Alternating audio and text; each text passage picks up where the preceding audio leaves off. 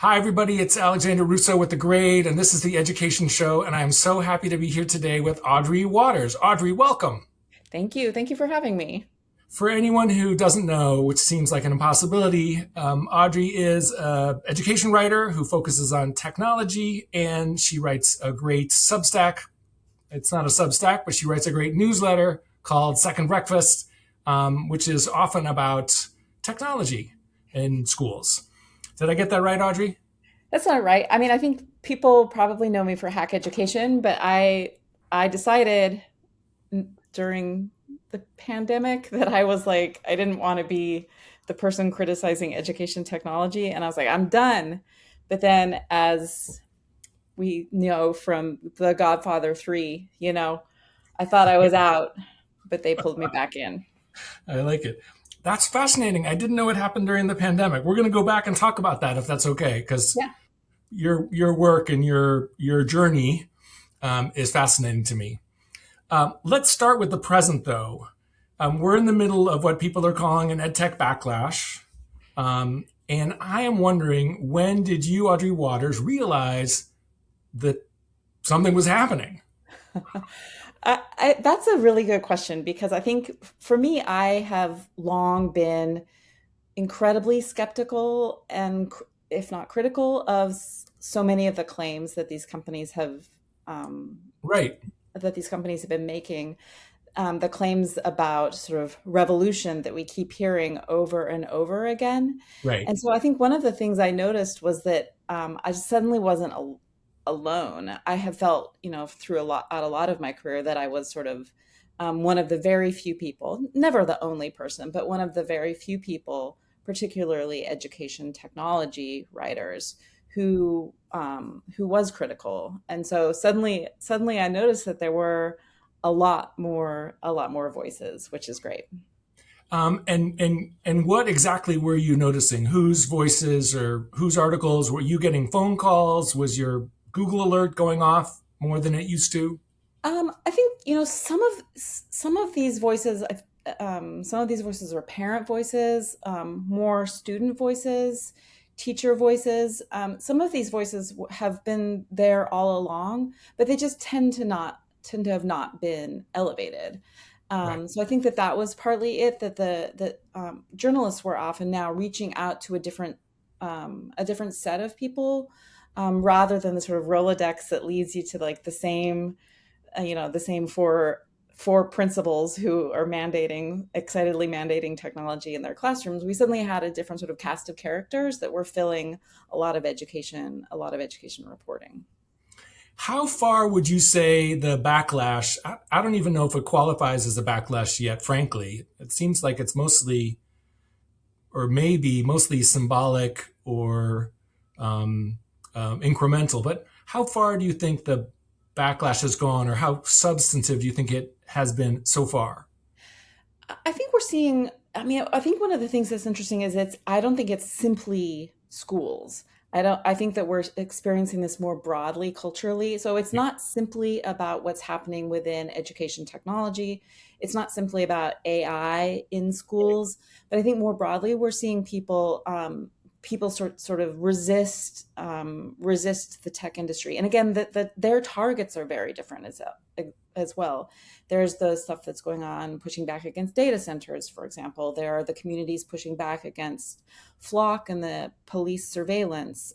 There's the pushback against the kind of technologies that the government is using to surveil immigrants and dissidents. So I think, and then of course there's the cell phone stuff in and out of the classroom, and then AI and education technology.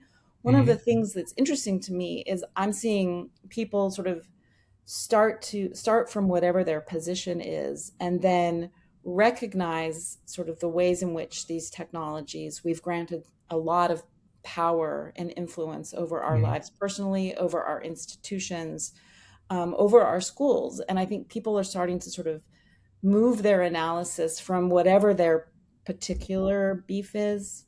Maybe it's just their own children's social Right. media usage, and Right. then sort of applying that to other sections. So I think Uh-huh. it's really hard to sort of get a get a good handle on what's happening right now, because I think overwhelmingly Hmm.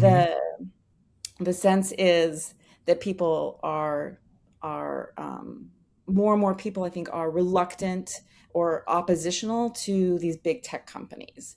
And so Right. I'm not sure that it's sort of one area in schools or one area of the country or one sort of thing that's sort of upsetting people, but I think that overwhelmingly the sort of the sort of um, media profile of these people as being sort of like the leaders of the future, the innovators of the future, transforming the world. A lot of people, including the Pope, are like, no, that's not the direction that we want the future to go.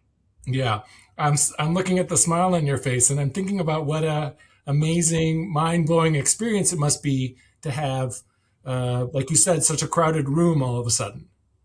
It's very strange, and I think it's. I mean, for me, it's. I mean, of course, it's quite heartening. People have labeled me as Cassandra, sort of offering these, offering these warnings for quite some time, and I mean, I'm not. I don't want to be too juvenile and be like, "Ha ha, told you so," but like, haha, I did, I did sort of point out that there were going to be some pretty, Hmm. the potential for some pretty negative Hmm. repercussions around the sort of Hmm. I think, uncritical, widespread adoption, not just of individual pieces of software, individual pieces of hardware in the classroom, but sort of Hmm. the pedagogical and cultural and political implications of handing over such an important institution in the form of Hmm. schools to a particular kind of vision for what that should look like. I want to welcome you to say "Ha ha told you so" to the person you're talking to right now, because I interviewed you. You did an interview with me almost 10 years ago now. Looked, it was November 2017. And I interviewed you and Doug Levin, if that's his name, and a couple of other people. I was aware of the issue and fascinated by how it was being covered, but I was really coming at it from a hype, from a generic lens, which was a hyping of anything, Yeah. bothered me. And I didn't see, and you noted this in response to my interview. I actually didn't see that until very, very recently, but I sort of downplayed the importance or the effect. Now, EdTech in 2017 was substantially less than it is now, but I, I had you, I interviewed you, for which I feel good, but I sort of also said, hey, this is sort of a side issue for which I am now embarrassed and want to apologize. I mean, I do think, I mean, one of the things that really interests me is the sort of longer history. And I do think that we can, when we take that longer view, we can sort of see that this isn't sort of an all of a sudden story, right? Hmm. I mean, I think too often that's the way in which we tell these things, and that's part of the hype, right? That's like the story of the generative AI, as though like Right. all of a sudden in Yes. 2022, Yes. like we had AI, when of course the history of AI is much, much, much longer, Right. and from its start intertwined with education, right? The earliest developers of the technology were professors, and Right. the earliest applications of this technology was in thinking about how, not just thinking about how humans learned, but thinking about how this technology might be used to sort of optimize human learning. And so I think when we sort of think of these things as being, oh, just all of a sudden we're inundated with technology, Hmm. it leads us to feel as though this is something sudden Hmm. and rapid, when in fact I think the history is much longer, and Right. school changes to schools are I think that it moves at a just at a different pace. Right. And schools are also the proving ground or the soft target for every idea there ever was, which is unfortunate but true. I sort of, And then we forget, but that's the thing, I think we forget. Someone asked me just the other day, like, what would I say to a principal that was sort of excited and sort of trying to get all of the educators in their school to sort of adopt AI, and I would say, show me the closet where you store the interactive whiteboards, right? Hmm. Because just a decade ago, or maybe a little bit more than Right. a decade ago now, everyone went all in on Right. this other large expenditure that was going to, transform, Right. transform how teaching and learning happened. And Right. after a while, you recognize that we hear this with every new gadget that comes along, that this is it, this is the revolution. And when Right. you look more closely, it's the same people often touting the revolution, and they've just sort of, in a Mad Libs sort of style, taken out the word personalized learning and put in the word AI. And it's really Ouch. just, it's really the same software even sometimes that they're Right. selling. Right. Um, I mean, my understanding of this, you've written a book about this that goes much further, which everyone should get and read if they haven't already. I go back to the Computer Delusion, which is Todd Oppenheimer's Atlantic cover story from almost 30 years ago, and then a book, which frankly I didn't track the book as much as I did the Atlantic cover story, talking about how misguided everyone was. And I had the chance to talk to him not so long ago about that experience. It seems like something happened important that I missed in the late 2010s, the teens, and early in the pandemic era, that really accelerated or expanded. Um, can you tell us a little bit about that period? And I'm also curious about why you, at a point at which you were, well, you've always been needed, but at a point at which something really substantial was happening, you were like, yeah, I'm done with this. Not that you weren't entitled to be tired because you'd been at it for a while. I think one of the things that happened in the early 2000 teens, were that devices just got a lot cheaper, right? And that there were alternatives to the company, I think, that really for a long time was synonymous with education, which has been Apple, right? I Right. think I mean, perhaps not the software. I think that, the Microsoft has offered the sort of software, and Google came in on the software side. But in terms of the hardware, Oh, I right. think for a very long time, Apple has been synonymous with the classroom. And so Mhm. we were able to get sort of a lot cheaper Like devices, Chromebooks, basically, right? Chromebooks. Students started to bring not a smartphone to school. I think Right. that was a pretty big shift. I think And that is, the other thing that these devices allow was that they were really building a lot of consumer-facing education apps that kind of bypassed some of the more traditional ways in which software ends up in the classroom. So I okay. think, back again to that Microsoft model, we had sort of early PCs in the classroom were one or two individual teachers, often out of their own pockets, would purchase a computer for the back Wow. of the classroom. That's like our Right. era. Like that's our era of education technology. And when you finished your assignment, you could go play Oregon Trail. But I Uh, think that once then things moved into like the computer room. And right. then suddenly it wasn't the teacher who was in charge. It was the school or IT or the district, and you had a different kind of software. And I think the ubiquity of devices in the early 2000s kind of was a run around some of that. So I think that Okay. was part of it. Okay. I think the other piece was testing, right? I think that the idea of having standardized tests move to devices, Hmm. unfortunately, I think that was really the thing that pushed a lot of schools to say, okay, we do have to give every student a device now Hmm. because, um, partially we believe the story that that's the future, and Hmm. everyone needs to be doing their work all the time Right. in this sort of highly datafied thing, but Hmm. also that's where we're going to be doing the tests. Now, Got it. again, no longer are we moving to the computer classroom at once or twice or 3 or 4 times a year to do the standardized testing. Hmm. It's sort of, it's every student has their own device for testing. I think those were some of the big big shifts. So let me see if I'm bad with dates, but No Child Left Behind requires annual testing way back 25 years ago now. That goes back. Chromebooks are those? Is that 2010 or 2015? Around that time, yeah. Yeah. Um, and then so the cost comes down, the testing's there, and then we go to please. Do people go to carts first, or they go straight to take home devices? I think they went to carts first. Yeah, carts first, and then the take home devices. And certainly, I think you know that you the pandemic was, I think, really changed things substantially. I And think that, yeah, well, let's talk about that. I was in my own little corner, spitting into the wind about various pandemic related things.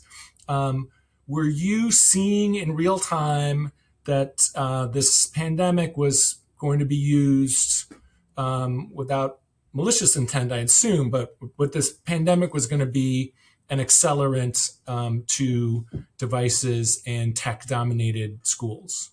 You absolutely. were. Okay. I mean, I think if you recall, like in the early 2000s, Clayton Christensen and Michael Horn wrote that book about the disruptive classroom, I think it was called, in Okay. which they argued that very soon, everyone was going to be taking classes online. And it never happened. It never happened. It never happened until Hmm. the pandemic.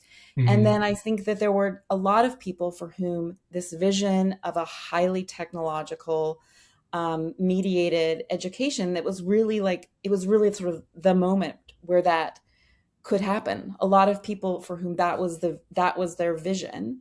Right. And there's a lot of other pieces that I think that come to this. There's the sort of thing that we were sold in the 2000s, 2000 teens in particular, about big data, right? That Right. if you can just gather enough data from students, that we're going to be able to personalize education. In my book, Right. I talk about the longer history of this, but this was really the idea of learning analytics. Hmm. All of these ideas were really being sold, and there wasn't a lot of uptake in it until I think this perfect storm of events that forced Right. schools to sort of Right. move things into the online setting. And obviously there was a suppression of. I was very well aware of the suppression of dissent or concerns around closing schools, which was my main focal point. I'm assuming there was a similar suppression of dissent, or just we're going to ignore you around this idea of giving everyone a device. I guess the question is, how alone were you in 2020? I mean, I guess I felt as though it wasn't like in some of the early, like in the very earliest media interviews I did with people, I wanted Mhm. to sort of say that the research that we had up until that point sort of suggested that online education wasn't always the Mhm. best. I mean, teachers who are adept at online education can often do extraordinary things, but for everyone else, it was probably not going to be a really Right. great experience. And Mhm. that message, that message, I think, felt like the wrong thing to be saying.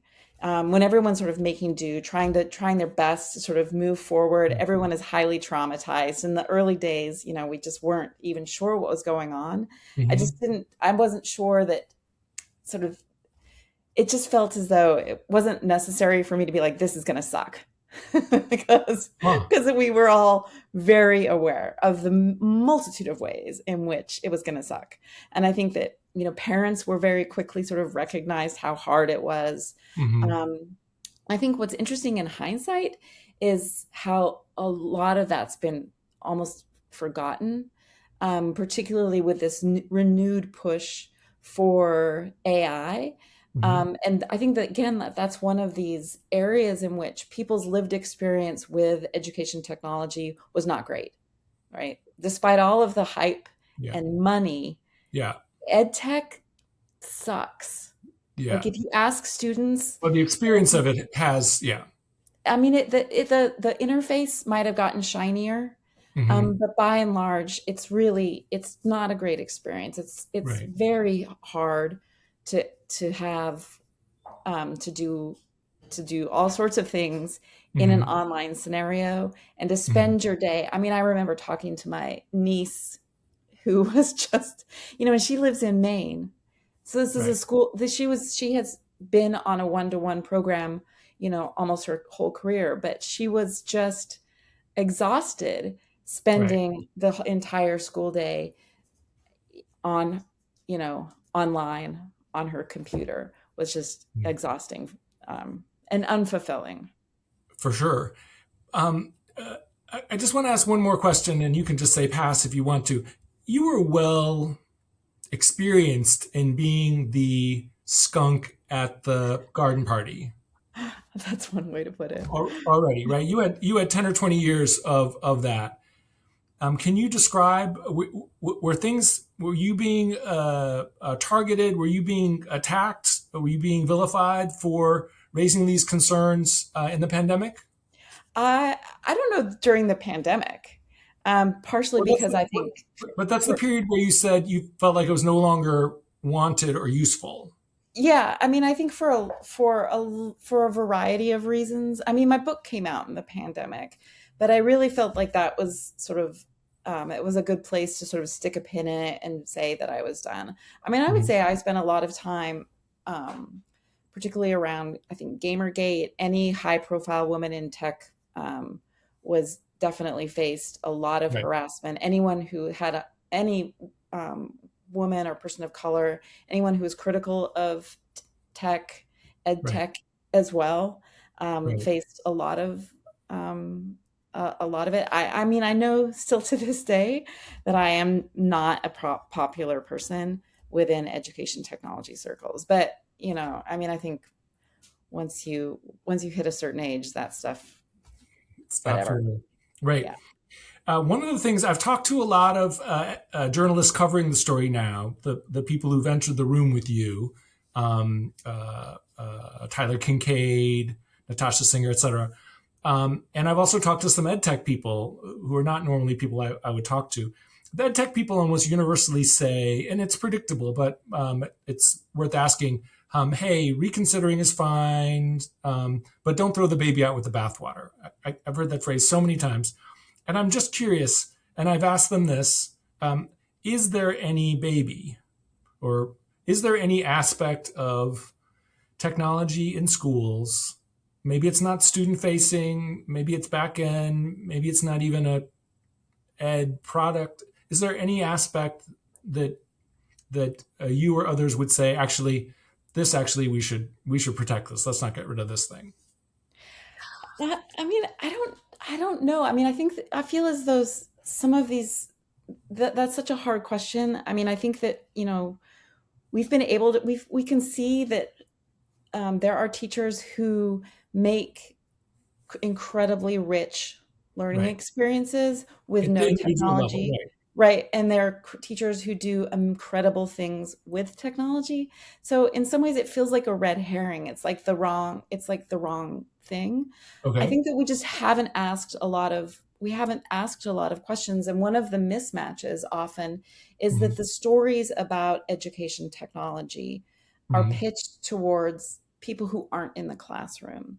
And I Right. think that and the sort of imagination of what the sort of story about what schools look like, what teaching looks like, are told by people who also aren't in the classroom. You hear these stories, for example, that make it sound as though teachers are sort of, I don't know, it's like the Pink Floyd version of education where everybody is sort of like moving through in the factory language, all of these stories that, Uh-huh. one size fits all, sort of everyone's moving in sync, whole class things. And that's fundamentally not the reality. You hear these stories that teachers don't know how well students are doing, teachers don't understand, as though it's like this weird thing that maybe you thought when you were 8, when the teacher had the back to the wall, that they didn't know what was going on in the class. But Hmm. I think as humans, we are incredibly,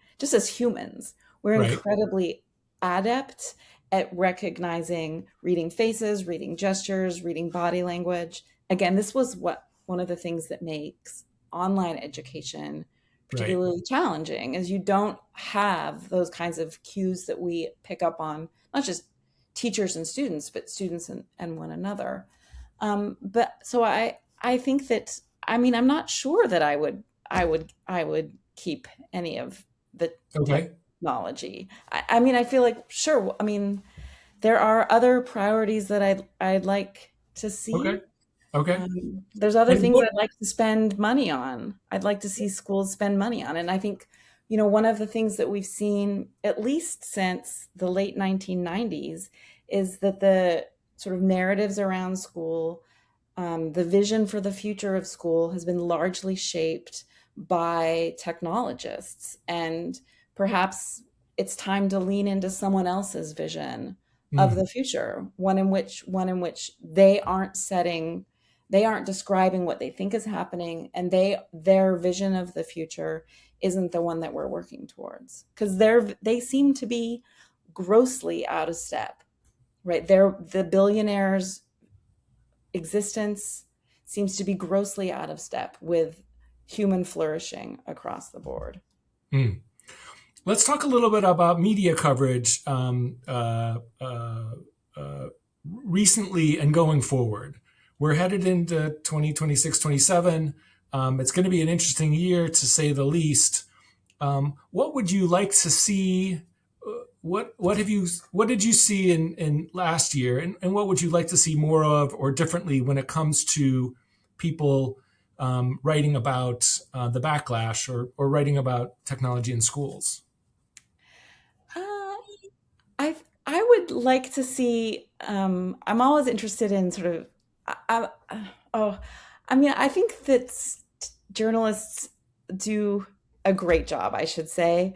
Do I think you? that one, yeah, I think that one of the challenges that journalists face is Yeah. that they're often given the story is almost, well, especially around technology, comes pre-written, right? Okay. Like you've been someone, a marketing person from a technology company reaches out, says, "Here's a story," and they not only put you in touch with their PR for how Hmm. wonderfully transformative, but they put Hmm. you in touch.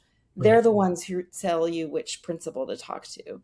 They Right. tell you which superintendent to talk to, Okay. which teachers to talk to, which students to talk to. And so it's almost as though the story comes pre-written. And so Right. I think that there are just other people whose stories haven't been told that to me are always really fascinating. You Like know, whose? well, I mean, so some of it is sort of like some of this stuff is sort of how do these decisions get made? Like Okay. there was this story, I think it's come out over the last couple of weeks, of a decision of a school district in New York that opted to get a robot teacher. Hmm. That I just Sally. Sally, right, Sally. Or I the pepper spray drone or the pepper technology. spray drone. So I think that there are interesting stories there around what do these pitches look like, and who are the people making the decisions that seem, once it hits the media, once one or two people, I mean, Hmm. we aren't even talking about like the lone boy saying Yeah. the emperor wears no clothes. People are like, this is like, what are we doing? And Yeah. so I think that there are lots of questions, and Hmm. then when the school district pushes back and says, well, this is what we're doing this anyways, and you all are, need to get on board, Right. you sort of see the places in which, again, I think some of this larger pushback against tech is coming from the ways in which people feel as though they are losing control of making decisions Yeah. about their own lives. I And I think talked that to that's powerful. Very powerful. I talked to Jessica Gross about why everyone hates AI in schools right now, and she said it's the feeling of having something done to your school and your kids without any consultation or control. Right. I mean, but that's been the experience of a lot of communities in Right. education for a Right. long time. And I think that I think that we have to recognize that that the ways in which sort of surveillance technology, the ways in which technology sort of circumscribing Hmm. your future has been Hmm. a reality Right. for classrooms. And part of this narrative of that we're doing it for their own good Right. narrative that came with a lot of that close connection Mhm. between sort of the charter school movement, for example, and education technology. So I think that, again, recognizing that these constraints, the ways in which sort of algorithmic future Right. is sort of closing doors for children, is not new at all. Right. One of the things that's different now, I think in a good way, though it's difficult and upsetting for traditional journalists and traditional news outlets, is we are not in 2026 anywhere near as over reliant on a handful of very culturally conservative newsrooms Mhm. anymore, the way we were maybe 10 years ago. This story did not need the EdTech backlash did not need the New York Times to validate it. It certainly doesn't hurt, but there are parents, non-traditional journalists of all sorts of kinds, who are able to reach out directly to large numbers of people. And one of the things that's exciting for me, having interviewed a lot of non-traditional journalists, usually parents who sort of ended up writing about schools a lot because no one else was writing about it in a way that was useful to parents. One of the things that's exciting for me about what's going on now is this is the first big education story in which the traditionals don't seem to dominate. They're playing catch up. Well, or they're, I'll use like a term that's probably like outdated, but like they aren't like they aren't reading the vibes, right? So like I've noticed that there are a certain publication is very excited, and a certain subset of, I think, politicians and consultants are very excited about the idea of like a return to high stakes standardized testing, which Okay. is, I think, in many people's minds, educators, parents, students alike, Hmm. intertwined with technology. Because Right. as I was saying, like these were the Who devices were, who's yeah, who's saying that? Who's thinking that? I think that would be the Atlantic. Um, Oh, interesting. Okay. they're saying, What's your read on the Atlantic on schools and tech? well, I mean, I think that the Atlantic on their education stories have been very much about we need to bring back standardized testing. We need to, Hmm. we need to, Oh, on the reform side. right. Here we've got Margaret Spelling, back in play. And Right. so but so I think that that is the place in which a lot of these stories seem to happen often in education. Hmm. Maybe more at the college level. Oftentimes, Right. I think back to the sort of MOOC hype in Oh, 2012, right? oh That yeah. this was a story that did seem to play out in the sort of Washington or Yeah. Wall Street Journal, New York Yeah. Times op-ed Right.